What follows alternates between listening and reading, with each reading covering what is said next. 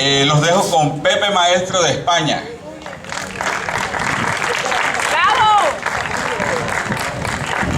Hola, sí, hola, buenas noches. En fin, me ha tocado a mí el cierre. Sé que algunos ya abandonaron, están un poco cansados de escuchar. Seré breve, a ver si consigo el diploma, ¿no?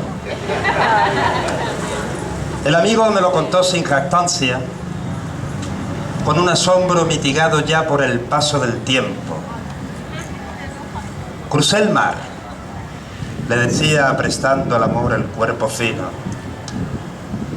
Crucé el mar con mi hombre y mis 2 chicos, sin saber que no era más que para conocerte. Enterarme de que tu boca es mi único alimento.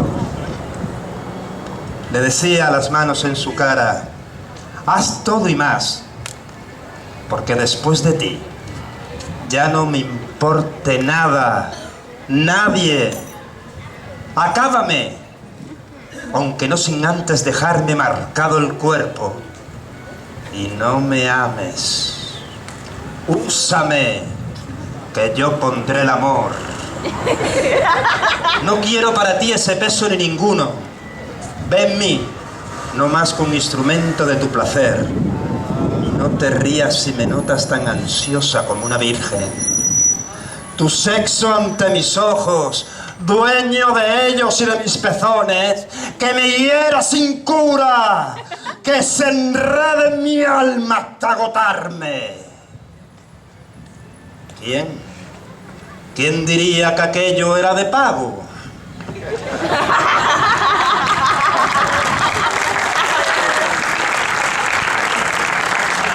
Bueno, yo creo que me dejaron el último porque soy inmortal. Y a los inmortales siempre conviene dejarlo al final, porque como nunca le sucede nada. Yo procedo de una ciudad de Cádiz donde todos, desde que nacemos hasta que nos morimos, nos creemos inmortales, ¿vale? Y la ciudad de Numbanos, en la ciudad antigua, fue fundada por los fenicios hace 3000 años, pero anteriormente tuvo como fundador mítico al mismísimo Hércules. Yo no sé si por aquí conocen a Hércules. Hércules era hijo de Zeus. Zeus estaba casado con Hera, pero Hércules no era hijo de Zeus y de Hera, sino que Zeus de vez en cuando tenía aventuras. Bueno, su trabajo como dios básicamente consistía en tener aventuras, ¿no? Y en una de esas, con el Mena, pues tuvo a Hércules. Pero claro, Zeus quería que su hijo fuese inmortal, que eso es lo que quiere un padre para sus hijos, que sean inmortales. Claro, y para poder serlo, tenía que mamar de los pechos de Hera. Pero él, por muy dios omnipotente que era de griego, no se atrevía a decirle a su mujer, dale de mamar a mi hijo que no es tuyo. Porque ella le hubiera decir lo que le hubiera dicho, lo que hubiera dicho cualquiera, que le dé de mamar la otra, ¿no? Así que una noche, mientras Hera dormía, Zeus cogió al pequeño Hércules, entró clandestinamente en el cuarto, la destapó y colocó al pequeño para que mamara. Pero claro, Hércules había nacido con tanta fuerza, que mamó con tal potencia, que la leche de Hera salió de sus pechos y se extendió por todo el firmamento. Eso es una mamada, señores. Hoy en día, la Vía Láctea de leche se llama así gracias a Hércules. Cuando los antiguos griegos veían ese camino de estrellas en el cielo, pues no sabían cómo explicarlo y recurrían al cuento y al mito. Más tarde, Hércules fundó mi ciudad y desde entonces, guajiros, en Cádiz, ¡ay, qué mamá!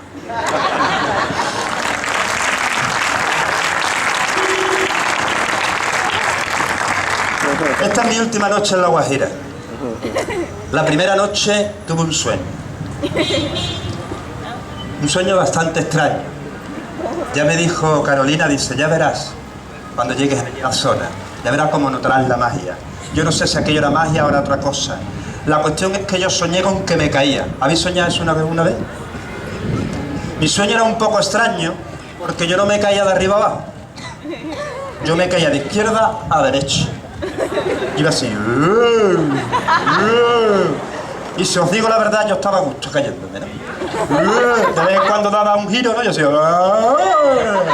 Y avanzaba para allá. Hasta que de repente se hizo la oscuridad. Y cuando hay oscuridad, da igual que te caigas de arriba abajo que de izquierda a derecha. Cuando tú no tienes punto de referencia, nada más que sientes la caída. Y yo... a gustito. Hasta que de repente vino un pensamiento que empezó a agobiarme. Y el pensamiento en cuestión era... Quillo, ¿y si de repente llega al suelo? Y claro, tú no vas a una velocidad que dices, ostras, como llega el suelo, me voy, ¿no? Y eso agobia, ¿no? Digo, ¿qué hago? ¿Qué hago? Y en mitad de la caída yo vi en un punto muy lejano una argolla suspendida en mitad de la nada. Digo, ya sé, tengo que llegar hasta la argolla. Y comencé a dirigir mi caída hacia la argolla, ¿no? Así... ¡pum! Me agarro la argolla y me quedo suspendido. ¿Eh? ¿Lo veis? En mitad de la nada, una argolla. Y colgado de la argolla, yo. Ese era mi sueño. Y estaba a gusto hasta que al rato empezó a dolerme. ¡Ah, qué dolor, qué dolor! Claro, uno no puede calcular, uno no puede estar eternamente colgado de una argolla. Llega un momento en que te duele. ¡Ah, qué dolor! ¿Y cuál será mi sorpresa cuando yo me di cuenta de que en verdad a mí no me dolía el dedo? A mí lo que me dolía era la argolla.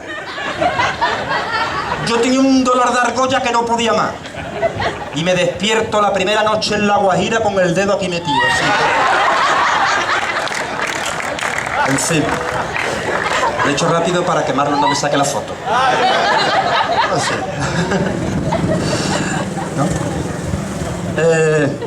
Pero bueno, ya que estoy aquí, mira, yo es que después de la ciencia ficción maravillosa de Carolina Rueda, de la sensualidad descriptiva de Amalia Lu, aquí hay que hacer un cambio de tercio.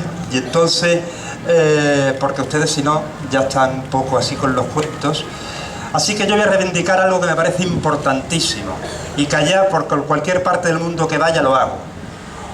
Esta noche me gustaría a mí reivindicar el retrete. ¿Aquí se utiliza retrete? ¿La palabra? No. Retrete es una palabra antigua que significa lugar apartado. Santa Teresa de Jesús, por ejemplo, hablaba de los retretes del alma, como las zonas más profundas, allí donde no cabe la razón y solamente queda el entendimiento y los sentimientos. Luego la palabra, por extensión, cambió su uso hasta que el que tiene actualmente. En España ya la palabra retrete apenas se usa. Se ha sustituido por cuarto de baño, por váter, por alguna otra, ¿no? Es más, en una época en que España había dinero, la gente lo que quería era tener un piso con 2 cuartos de baño. Y uno de ellos que estuviese en el dormitorio principal. A mí eso me parece demencial. ¿Tú cómo vas a meter el retrete en el dormitorio? Yo defiendo el retrete contra más lejos mejor. Yo defiendo el retrete como camino, como peregrinación, como lugar de descubrimiento y de iniciación. Y lo digo con conocimiento de causa. Porque si existe un retrete maravilloso en mi vida, ese era el retrete de mi abuela Juana. Yo, que soy andaluz, tenía padres manchegos, lo mismo que Don Quijote, y mi abuela, que era manchega, tenía un corral. Yo solía pasar los veranos allí con ella, y entonces tenía un corral donde para un niño cabía el mundo entero. Aquel corral tenía un pozo, tenía una higuera, tenía un gallinero, tenía un montón de leña, una bañera abandonada, una cochera, pero sobre todo tenía aquel retrete. Aquel retrete era un cuartito que se alzaba con 3 escalones, una puerta vieja de madera.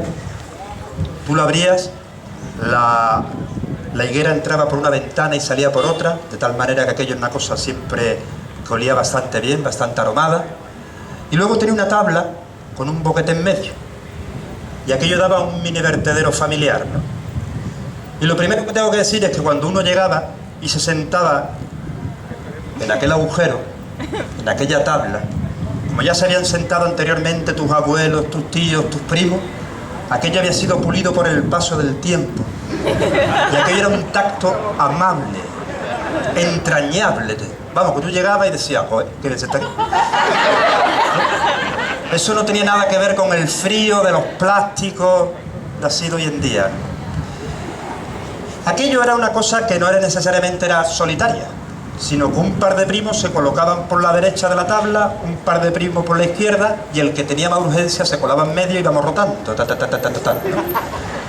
Fomentaba bastante la lectura aquel retrete porque no había papel, sino lo que había eran tebeos, ¿no?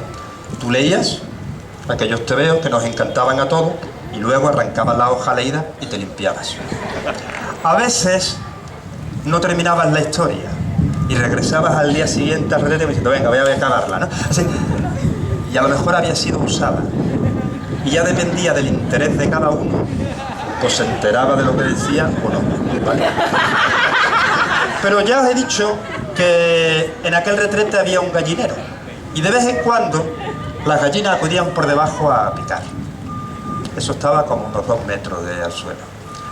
Y yo os pregunto, ¿existe algo más maravilloso para un niño que cagar con gallinas debajo? El juego ya estaba hecho, tú decías, a ver si hoy por fin le doy a la negra. Pero la negra era imposible. Las gallinas de mano nunca estaban quietas, ¿no? Las gallinas no son tontas. Tú a una gallina le tiras un mohón y se aparta. Es más, nunca estaban así quietas detrás, sino que a lo mejor estaban 1 metro a la derecha, 1 metro a la izquierda, inmóviles, ¿no? Y sabéis que el ser humano, desde Newton, caga en línea recta, ¿no? Que no lo puede hacer así en oblicuo. ¿Y cómo hacíamos para darle a una gallina que estuviese 1 metro a la izquierda y tú dentro de un boquete? Pues mediante la técnica. ¿Quieren ustedes oír la técnica? Mira, eran 3 pasos. El primer paso era importantísimo y lo denominábamos estiramiento de mojón, que consistía en estirar el mojón lo máximo posible, pero conservando consistencia en la base. Esto es importante porque hay gente que le deja tan poquito que al menor movimiento ¡pah! Y tengo que decir que la munición no es como los gaditanos, eterna e inmortales, no, la munición es escasa. Así que tú el primer paso, si lo cumplías, pasabas al segundo. Tú estabas sentado en el boquete, así. Esto no lo grabes, Guillo. Es que estas cosas, y mucho menos lo vaya a colgar en YouTube, tío. Porque esto es demencial, esto es así. Pero bueno, la cuestión es que tú estabas así sentado, te incorporabas un poquito y venía lo que llamábamos el balanceo. El balanceo era una cosa cadenciosa y que se iba ajustando según la gallina estuviese yéndose para allá, para acá. Y tenía que ser una cosa sabrosa, con ritmo, pero sin brusquedades. Porque al menor movimiento... Y la munición, os recuerdo, era escasa. El tercer paso era el definitivo, era el corte.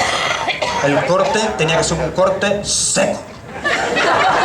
Hay gente que tampoco sabe cortar en seco, es que se corta como prolongadillo, ¿no? Bueno, si cumplíais los 3 pasos, efectivamente los mojones... Todas las gallinas estaban bautizadas, exceptuando la negra que con ella no había matado, ¿no? Yo, para un niño gaditano que nunca podía hacerlo con gallinas debajo, a mí eso me volvía loco. Ahora, mucho más me gustaba a mí cuando yo salía del retrete, bajaba el gallinero, miraba para arriba y decía, mira, mi prima Carmen. O decía, es almorrana de mi tío Carlos. ¿Aquí a las almorranas se llaman almorranas? ¿No? ¿Sí o no? No sabéis lo que es una almorrana entonces. Sí. Traducción simultánea. ¿Hay alguien que sepa lo que es una almorrana y le pueda dar el título aquí? Hemorroide. ¿Cómo? ¿Hemorroide? Hemorroide. Hemorroide. Bueno, sí, allí también se dice hemorroide. Pero bueno, en fin. En aquel retrete pasaban cosas, ¿no? Yo no sé por qué, pero sucedían cosas. De vez en cuando, por la noche también íbamos. Ya digo, no era un lugar desagradable porque no olía nada, ¿no? Y entonces por la noche uno se quedaba allí con las estrellitas que había, el olor de la higuera. Y en el pajar, mi primo el mayor pues iba con la novia. Y nosotros íbamos a espiarlo, él no se podía enterar que estábamos viéndolo allí, ¿no? Y allí yo escuché por primera vez las palabras de Julio Cortázar del capítulo 69 de Rayuela, que cumple 50 años hace unos días, la ha cumplido, ¿no? Mi primo se lo leía y le decía: apenas él le amalaba el noema, a ella se la golpaba el clésimo, y le quedan en hidromurias, en salvajes ambonios, en sústalos exasperantes. Cada vez que él procuraba relamer sin copelusa, se enredaba en un grimado quejumbroso y tenía que embulsionarse de cara al nóvalo, sintiendo cómo poco a poco las ardillas se espejunaban, se iban reduprimiendo, hasta quedar tendidas como el tribalciato de ergomanina al que se le han dejado caer una fílula de acaroconsia. Y sin embargo esto apenas era al principio, porque en un momento dado ella se tordulaba los urgalios. ¡Graba, graba! Y consentía que él acercase suavemente sus orfelunios. Entonces era el clinón, la esterfurosa convulcante de las mátricas, la jadeyoante en boca pluvia del orgumio, los esproemios del merpasmo en una sobrehumítica agopausa. ¡Evoé! ¡Evoé! Volposados en la cresta del Burelio, se sentían Valparamar, berlinos y marmos. Temblaba el troc, se vencían las marioplumas, y todo se resolviraba en un profundo pínice, en ñolamas de recutendidas gasas que los ordopenaban hasta el límite de la juncia. Y la novia de mi primo decía: méteme mano, Carlos. Y nosotros encendíamos los triquitraques y salíamos corriendo. Allí mi abuela en ese retrete de vez en cuando entraba y nos contaba alguna que otra historia, ¿no? Mi abuela era una mujer muy sencilla, pero de vez en cuando, sobre todo si había luna llena, pues se desmelenaba un poquito. Era el único día del año, mejor dicho, era la única noche del año que se soltaba el moño, ¿no? Y ella nos contó lo del cura párroco de Viana, aquel cura que empezó a crecerle la barriga, hasta que llegó un momento en que no se pudo abrochar la sotana. Era el momento justo de ir al hospital, ¿no? Allí en el hospital lo tumbaron, lo anestesiaron, le abrieron y efectivamente tenía una bola de grasa, un quiste ahí sebáceo enorme, ¿no? Y mientras lo estaban operando, llegó una vagabunda embarazada de parto con la mala suerte de morir, pero lograron salvar a la criatura, ¿no? Y las enfermeras, con la tristeza de aquel que viene al mundo sin madre, ¿no?, estaban llorando hasta que la enfermera mayor dijo: no preocuparse, que este se lo vamos a endosar al cura. Cuando el cura estaba despertando así de la anestesia, vio borrosamente la figura de la enfermera mayor con un bebé en brazos así esperándole a sus pies. Cuando la enfermera creyó que ya estaba totalmente despejado o gran parte, le dijo: padre, mire lo que llevaba usted dentro. El cura, que todavía farfullaba así, dijo: lo que Dios da hay que aceptarlo. Así que se lo llevó a la parroquia y lo hizo pasar por un sobrino, y allí creció el rapaz. Y pasó el tiempo, y a los 15 años, cuando el cura de Viana ya estaba en el lecho de muerte, mandó llamar al rapaz, y que vino corriendo, le dijo: no me gustaría irme de este mundo con un secreto. Y el rapaz, que era listo, le dijo: ¿que sois mi padre? Dice: no. Yo soy tu madre, tu padre es el obispo de Mondoñedo. En ese retrete, aquí yo ando sobre arenas movedizas, porque todavía no conozco la cultura guajira, pero bueno, me voy a arriesgar. En aquel retrete pasaban cosas. Un día llegó un vecino de mi padre, de mi abuela, y le dijo que si podía guardarle una cabra que tenía, porque se iba a pasar unos días fuera, una semana. Y entonces mi abuela no se le ocurrió otra cosa que amarrar la cabra debajo del retrete. Nosotros la cabra la respetábamos, estaba amarrada, no era cuestión de estar bautizándola todo el tiempo, ¿no? Para allá estaba la cabra. Y yo allí descubrí cómo el tonto del pueblo, porque el pueblo tenía un tonto oficial, había tontos oficiales, ese era el tonto oficial, se llamaba Macario. Ese entraba y se lo montaba con la cabra, ¿no? Yo de niño nunca había visto a nadie hacer eso. Y aquel día lo descubrí. ¿Ustedes lo han hecho alguna vez con una cabra? Yo no escucho, estoy solo. Lo tomaré por uno. Si alguna vez lo intentan, verán que no es fácil. Porque la cabra tira al monte. La cabra no se queda quieta, la cabra sufre. Entonces la cabra necesita una sujeción.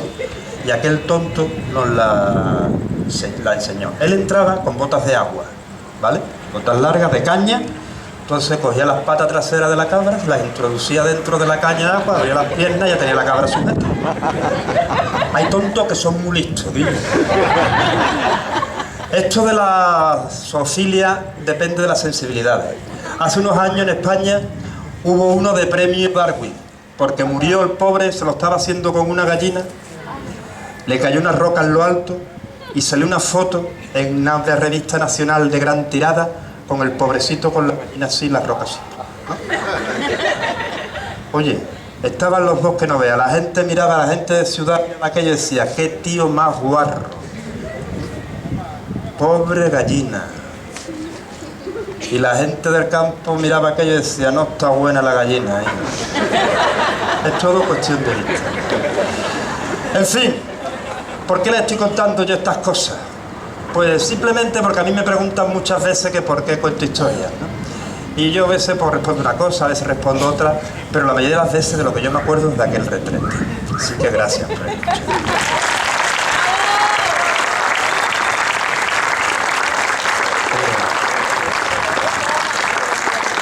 Bueno, vamos a dejar la escatología, porque es que si no va a ser... ¿O queréis más escatología? ¿Sois de escatología? Yo escucho... pero no sé si son un sí o un no. Vamos a ver, vamos a hacer un clic-clac, a ver cómo escucháis. Cuando diga clic, decís clac, y cuando diga clac, decís clic. Clic, clic, clac, clic, clic, clic, clac, clic, clac. Bien, escucha. En África son más sencillos. En África llega el narrador y dice ah, y contesta el público ah, ah. Y hablando de África, os voy a contar un cuento que me contó un amigo africano. Os lo cuento en africano y si queréis lo traduzco, ¿vale? El que me lo contó lo contaba así.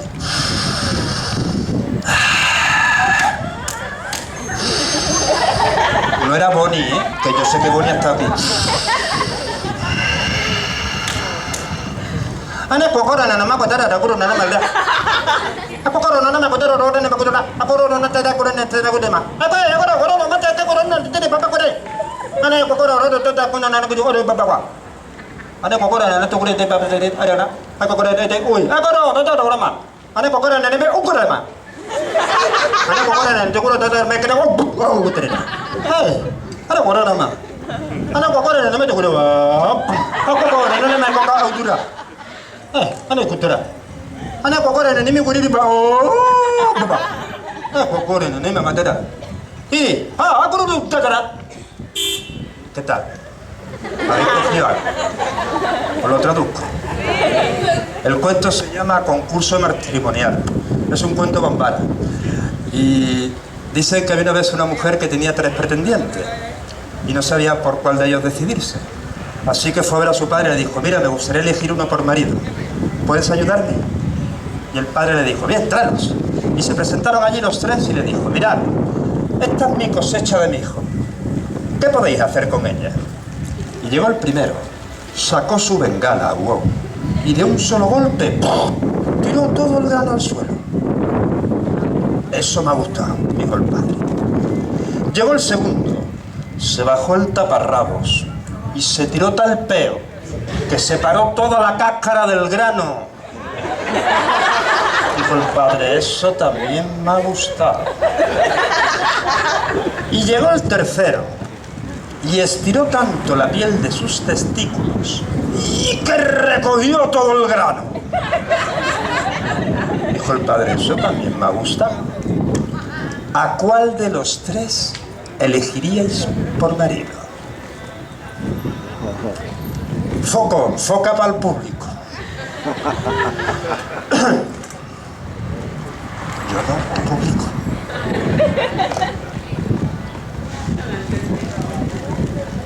En África estáis... A ver, nadie contesta.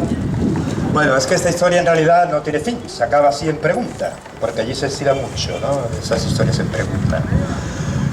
En fin, que vosotros pensar y elegir al que más os guste, teniendo en cuenta que los cuentos siempre tienen dos niveles. Te puedes quedar en el nivel de la bengala, del pez, de los testículos, y aquel de que no es lo mismo separar. Bien. En fin. Están cansados de escuchar. No sé, porque yo sé que después de mucho tiempo pues escuchando, yo sé que la atención ya va decayendo. Bueno, le contaré alguna cosa breve y así para ir finalizando esta cuenta high. Hay un cuento que voy contando siempre, lo he contado aquí, se lo cuento a los niños, pero a los adultos les gusta. Dice que había un padre que tenía 3 hijos exactamente iguales. Al primero le puso Juan, al segundo Juan Juan y al tercero Juan Juan Juan. El padre hacía tortilla de patata y mientras los niños jugaban fuera. Cuando la tortilla de papa ya estaba hecha, el padre gritaba Juan, Juan, Juan, Juan, Juan, Juan. Y Juan, Juan, Juan y Juan, Juan, Juan salían corriendo, se comían la tortilla de papa y se iban otra vez a jugar fuera. Pero claro, Juan, Juan, Juan y Juan, Juan, Juan comían por la mañana, al mediodía, por la tarde, por la noche. El padre todo el día haciendo tortilla de papa y gritando aquello de Juan, Juan, Juan, Juan, Juan, Juan. Y cuando uno tiene que gritar muchas veces a lo largo del día Juan, Juan, Juan, Juan, Juan, Juan, eso cansa. Mira, voy a intentarlo, 1, 2 y 3. Una vez no cansa, como que puede divertir, pero todo el día no vea. Así que el padre empezó a pensar y dijo, necesito una abreviatura, una abreviatura, con una palabra más corta. Algo que cuando yo quiera que vengan Juan, Juan, Juan y Juan, Juan, Juan, no tenga yo que gritar Juan, Juan, Juan, Juan, Juan, Juan. Y digo, ya está, ya lo tengo. Y lo único que se le ocurrió fue Juan, Juan, Juan. Porque si dais cuenta, dentro de Juan, Juan, Juan, está Juan, está Juan, Juan y está Juan, Juan, Juan. El padre hacía tortilla de papa y cuando quería que vinieran Juan, Juan, Juan y Juan, Juan, Juan, ya no gritaba Juan, Juan, Juan, Juan, Juan, Juan, sino que solamente gritaba Juan, Juan, Juan y Juan, Juan, Juan y Juan, Juan, Juan salían corriendo y se comía la tortilla de papa. Bueno, siempre, porque algunas veces gritaba Juan, Juan, Juan, para que vinieran Juan, Juan, Juan y Juan, Juan, Juan. A veces solamente iba Juan, Juan, Juan, a veces Juan, Juan, Juan no iba. O al revés. A veces llamaba solamente a Juan, Juan, Juan y gritaba Juan, Juan, Juan, pero me iban Juan y Juan, Juan. Ya, para terminar de liar, a veces llamaba a Juan y Juan no se enteraba, le decía Juan, Juan, Juan. Y te iban Juan, Juan y Juan, Juan, Juan. Un lío. El padre comprendió que sabía equivocar, les cambió los nombres. Les puso Juan Ignacio, Juan Antonio y Juan Anselmo. Y colorín colorado, esta tontería, pues acababa.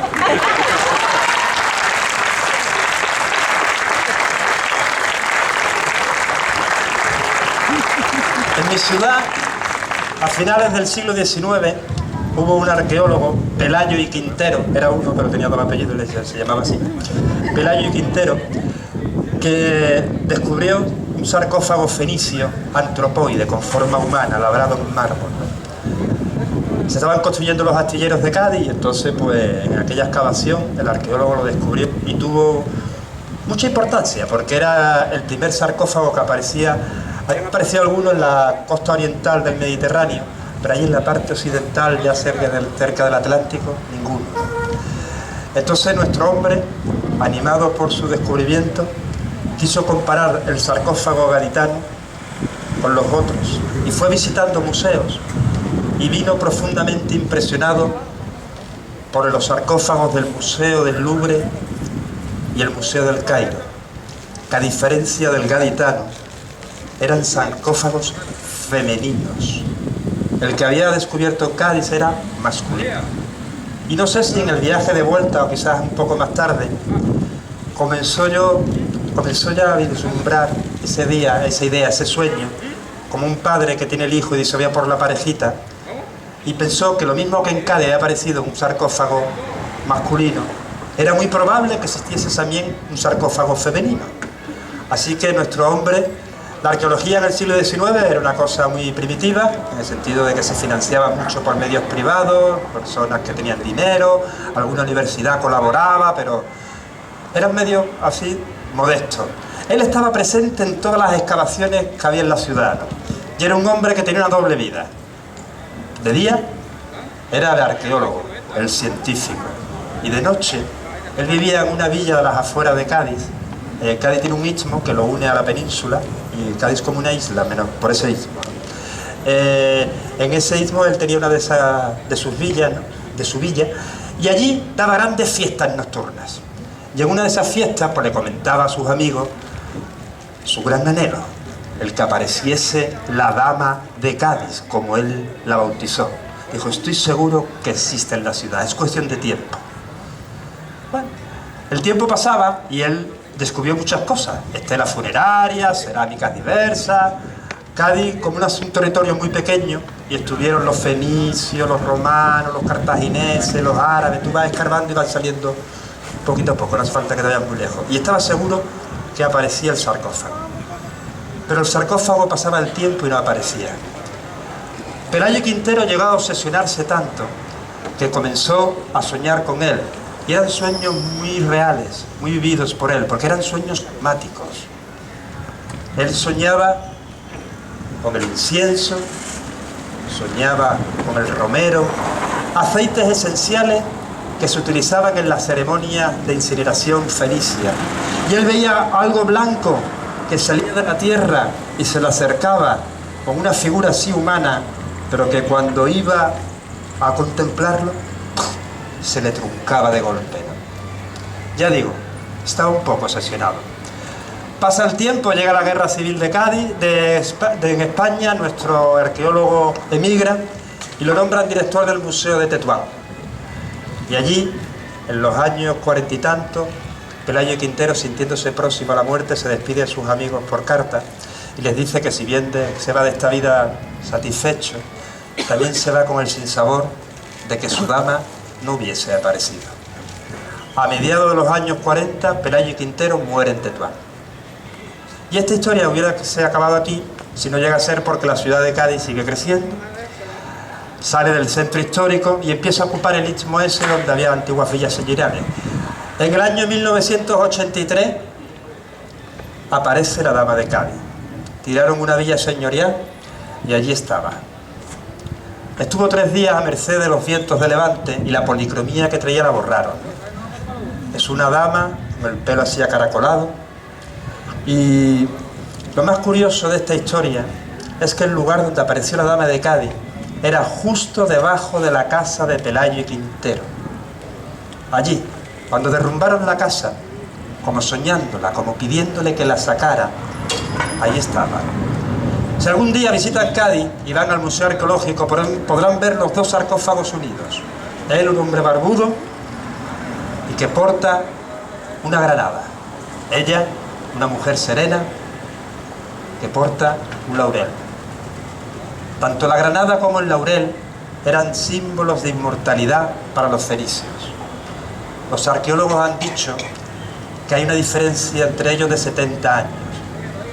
Pero si van alguna vez a Cádiz y los contemplan, recuerden que durante gran parte del siglo XX estuvieron unidos por un mismo sueño y que en una de las lápidas funerarias que descubrió Pelayo Quintero reza lo siguiente: no temas, tu barco está a punto de salir. No temas, el sol ya se hunde en las aguas. Y al igual que ahora la diosa eónica acoge tu cuerpo en la tierra, así algún día lo devolverá la luz y tu voz sonará nuevamente en las caracolas perfumadas. Gentes de Riohacha y La Guajira, que la diosa fenicia del amor Astarte os colme de bendiciones y cumpla al menos el más humilde de vuestros sueños.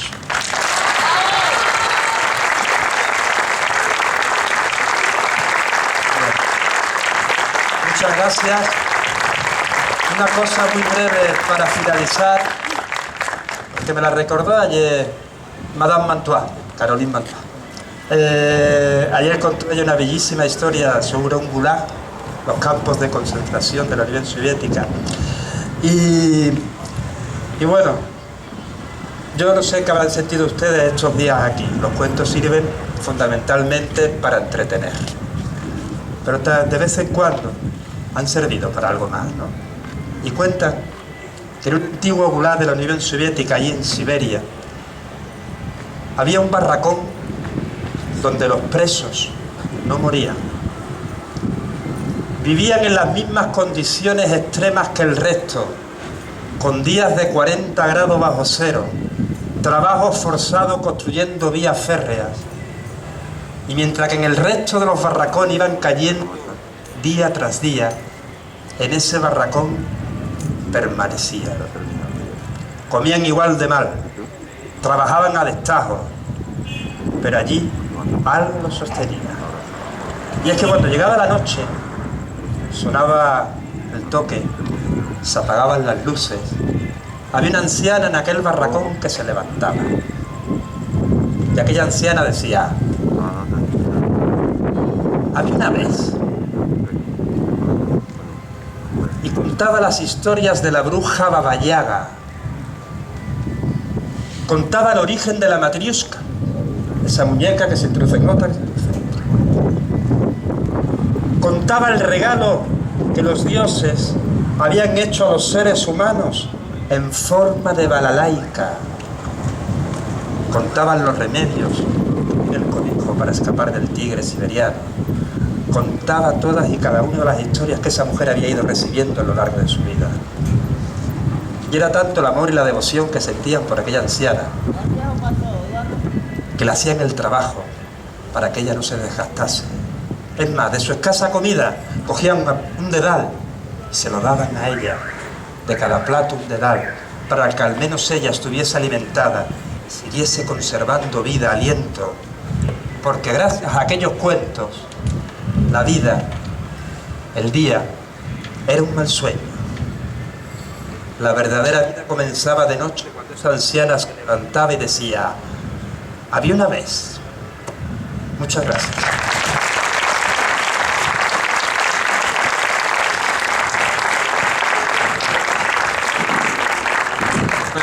¡Ay, chico! ¡Ay, mi diploma! Pepe Maestro. Que yo no voy a hacer. No sabes todavía